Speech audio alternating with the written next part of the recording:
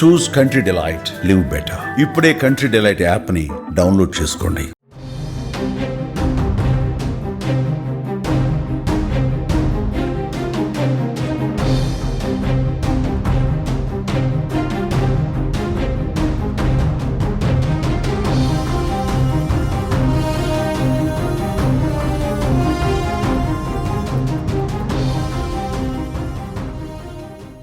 ఓ farm house లో rave party జరుగుతోందన్న పక్కా సమాచారంతో పోలీసులు రైడ్ చేశారు.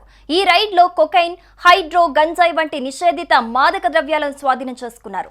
రేవ్ పార్టీలో పాల్గొన్న మొత్తం 31 మంది యువకులను అరెస్ట్ చేశారు. వీరిలో దాదాపు 21 మంది యువకులు, 10 మంది యువతులు అత్యధికంగా ఐటీ ఉద్యోగులే ఉన్నట్లు పోలీసులు దర్యాప్తులో తేల్చారు.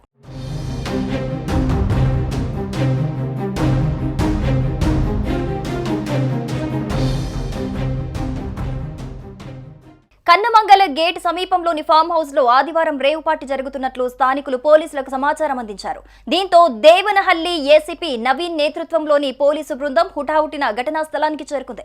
పార్టీకి హాజరైన యువకులను అదుపులోకి తీసుకుంది. దాడిలో 21 మంది యువకులు, 10 మంది యువతులు సహా మొత్తం 31 మందిని పోలీసులు అరెస్ట్ చేశారు. వీరిలో అత్యధికులు ఐటీ ఉద్యోగులు కాగా ఒక చైనా మహిళ కూడా ఉంది. పుట్టినరోజు వేడుకల్లో భాగంగా ఈ పార్టీ నిర్వహించినట్లు పోలీసుల దర్యాప్తులో వెల్లడైంది. వీరందరూ శనివారం ఉదయం నుంచే మజా చేస్తున్నట్లు తెలిసి పోలీసులు సోదాలు జరిపారు. అందరినీ నిర్బంధించి సోదాలు చేస్తున్నారు.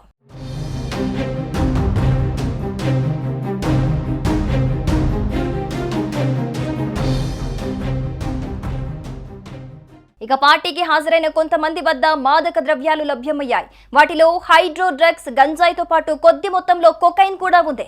వాటిని స్వాధీనం చేసుకుని ఎన్డీపీఎస్ చట్టం కింద కేసు నమోదు చేశారు పోలీసులు. అరెస్ట్ అయిన వారిలో మాదక ద్రవ్యాల వినియోగదారులతో పాటు సరఫరాదారులు ఇద్దరున్నారని deputy commissioner of police V J Sajith తెలిపారు.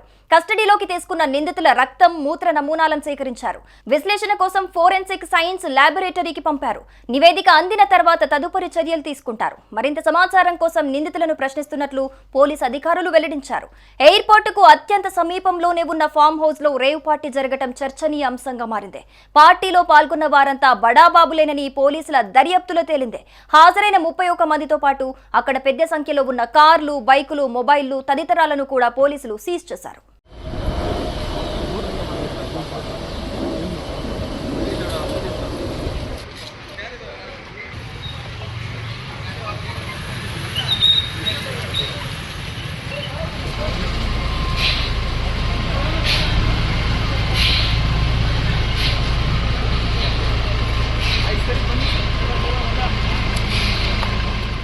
సుమన్ టీవీలో మీ పర్సనల్ అండ్ బిజినెస్ ప్రమోషన్స్ కోసం కింది నెంబర్కి కాంటాక్ట్ చేయండి.